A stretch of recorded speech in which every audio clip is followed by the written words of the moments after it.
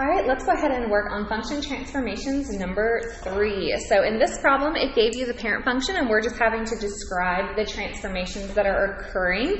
So we're just going to look, and we can clearly see the parent function is the square root of x. So in the first one, the square root of x is by itself. So the subtracting of 3 means that the function goes down 3. On B, however, the subtraction is inside of the function, so this is the opposite direction of what I think. So it's negative 3, so it's actually going to go to the right 3. On C, the plus 5 is outside of the function, which means up 5. In this one, the negative 5 is inside of the function, which means it goes to the right 5. On J, the parent function is unaffected, so looking at all of my answers, the 1/2 is being multiplied. That is a vertical compression, meaning that it's shrinking from the top to the bottom. And then I'm adding 5, so that means I'm also going up 5. Remember, each number and each symbol does something in the problem. K, a couple other things are happening. So this negative is outside of the function, so that is a vertical reflection, and vertical reflections always go over the x-axis, meaning if it the function looks like this, it flips it over and ends up like this. That was a poor example. Hold on. Here's our function. If it flips over the x, it's going to go down, kind of like the opposite.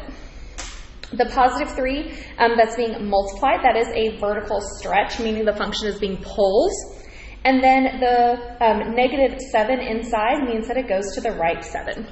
So notice how all of these things are happening with the function.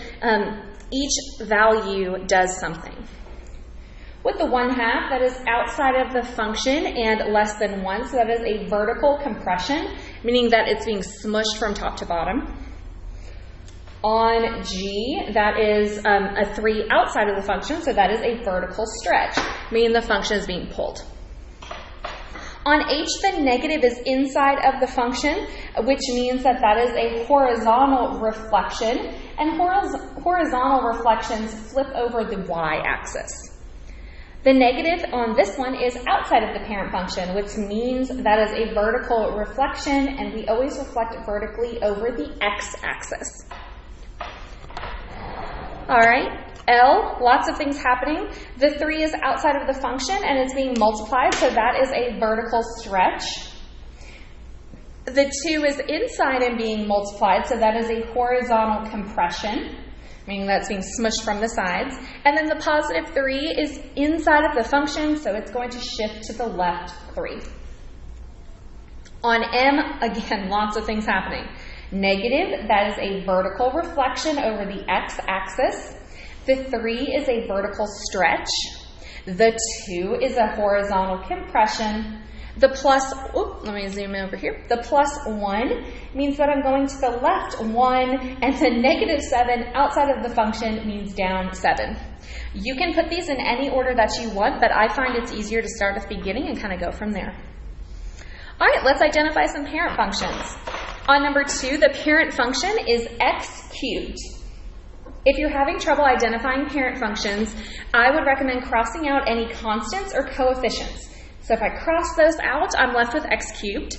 Now, the values that you cross out are the transformations, things that are happening. So the plus 3 is inside of the function, which means it's going to shift to the left 3, and the negative 7 is outside of the function, so it goes down 7.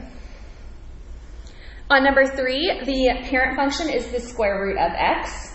The positive 2 is inside the function, so that is left 2. The negative 3 is outside, so that goes down 3. On number 4, the parent function is just x squared. The negative is outside of the parent function, so that is a vertical reflection over the x-axis. The plus 3 is inside of the parent function, so that is left 3. And the negative 1, this minus 1, is outside, so that is down 1. As you do these, I hope that these make a little bit more sense. Honestly, it's just a lot of being able to look at the parent function and kind of identify. The chart we did in your notes, you don't have to worry about memorizing. You can always graph these on your calculator. The chart just kind of helps familiarize yourself. So if you haven't watched the video for function transformations 1 and 2, I would recommend watching that one. I kind of go into just a little bit more depth if you're having trouble identifying the transformations. So for the transformations, this -7, I'm going to go to the right 7. The +2 on the outside means up 2. Remember, you can write these in any order. This one is tricky. This parent function is the cube root of x. So that 3 is not being multiplied, it's a cube root. The 2 on the inside, that is a horizontal compression.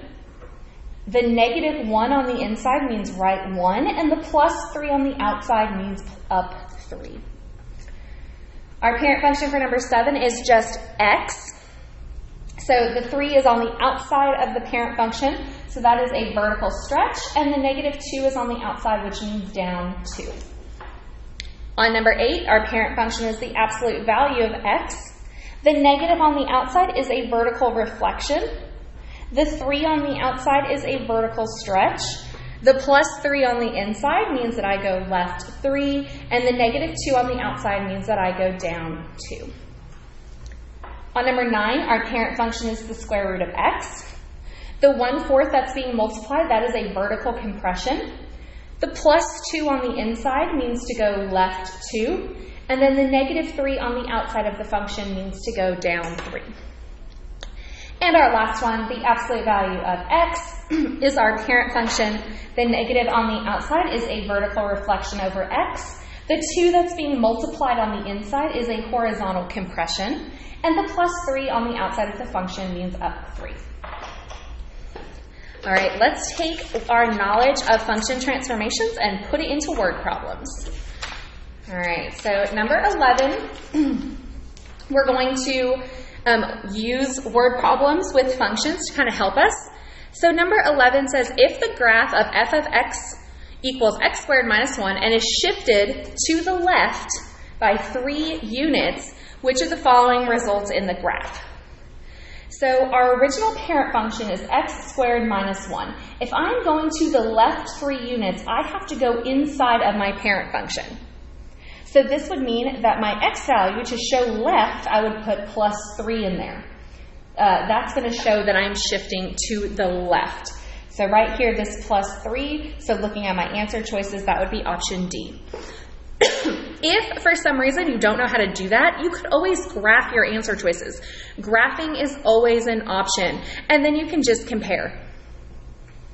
All right, number 12. If f of x is graphed, which of the following figures could potentially be f of x? Hopefully we can notice that the parent function here is x squared. And in this case, x squared kind of gets graphed like this. And this has shifted up, so it's plus some random number. So our parent function is x squared, but we're shifting it up some units. So looking at our problem, the one that means shift up is option E. We've gone up. This is the parent function. This is the original function. This would mean go right 4. This would mean shift it left 3. This would mean shift down 2, and this one means shift up 4. So just being able to identify and kind of understand what parent functions are and how transformations work, you could do this problem, or if you had no idea what to do, you could graph. Excuse me. All right, number 13. Number 13 says, which of the following statements describes negative f of x?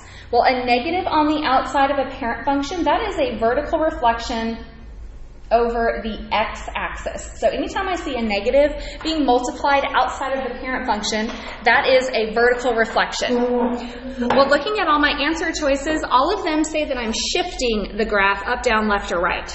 None of them say reflection, so my answer is E. None of these. Excuse me. All right, 14. If the following steps evaluate the function g at x, so g of x equals. So basically what we're doing here is we are starting at just x. X is our original function. We're going to add 3 to x.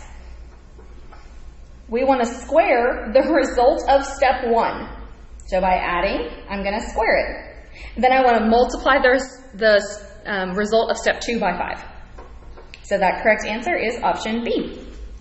In these problems, it's the best to just kind of build.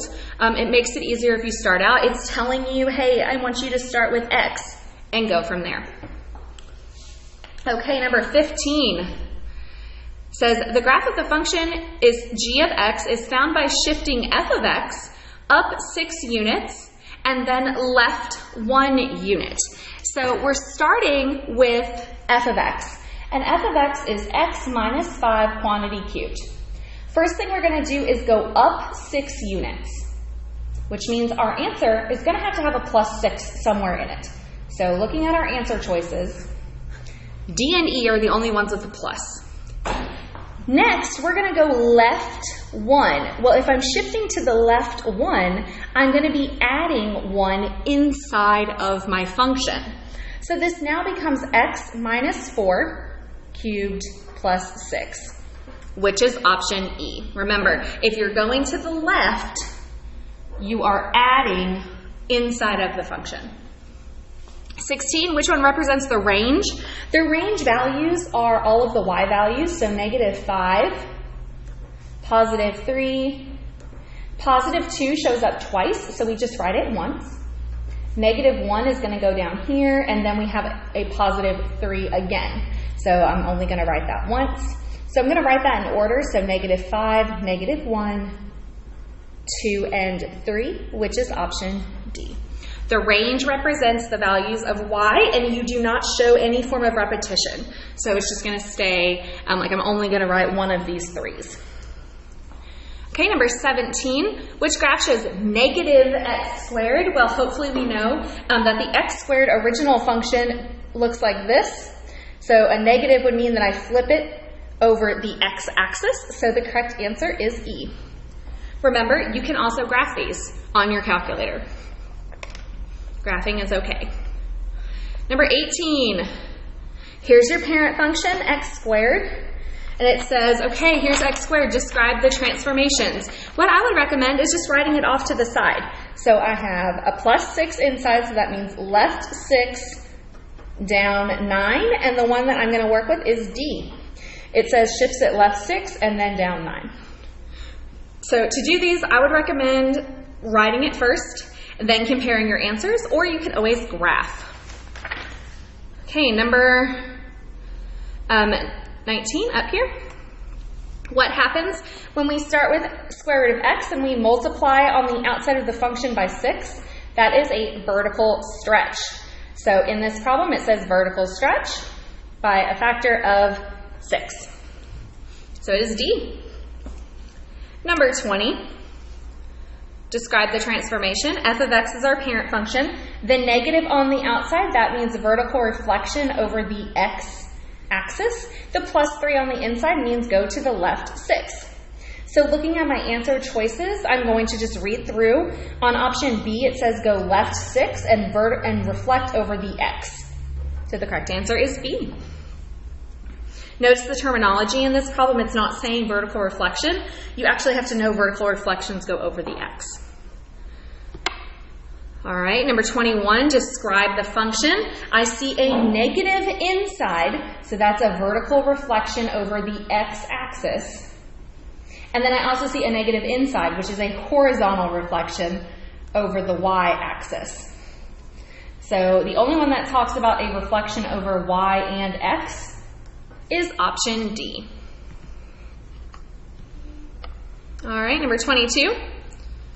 G of x is our parent function. So this is just a natural log. So the negative 8 is inside, so that means go to the right 8. And then the plus 7 is outside, so I will shift up 7. So 8 right, 7 up is D. I would, again, recommend writing it off to the side. It's going to make it just a little bit easier. 23 says that we are starting with the absolute value of x vertically stretched by 8.1. Vertical stretch means I multiplied. And then we want to reflect over the x, which is a vertical reflection, so that's negative. And we're going to shift it down 0.27, so that means minus 0.27. The correct answer here is C. On problems like that, just build the equation. You can always graph these if you want. It makes it a little bit easier too. All right, next. Number 24, the log of x plus 10 and the log of x. The log of x plus 10, that means I'm going to the left 10. So in here I'm doing left 10 and then I see a negative. So that's a vertical reflection over the x axis. So the correct answer is A. On 25, I've got x, the square root of x. So I'm going to start with the square root of x and build from there. I'm going to shift 4 units left, so that's going to be a positive 4, but it's going to be underneath the square root because it's going to the left or right. And then we're going to shift 6 units up. So plus 6 goes on the outside, which is option D. Again, you can always graph these and kind of figure them out from here, or you can just apply the transformation rule and just kind of work through it with the chart. So again, natural log, the negative is inside, so that is a horizontal reflection over the y-axis. And then the minus 7, it means that it also shifts down 7. And the correct answer is C. So what I would recommend when you're doing these word problems, I would kind of analyze it yourself and write what you remember, and then go through your answer choices, and if you ever need help, you can always graph.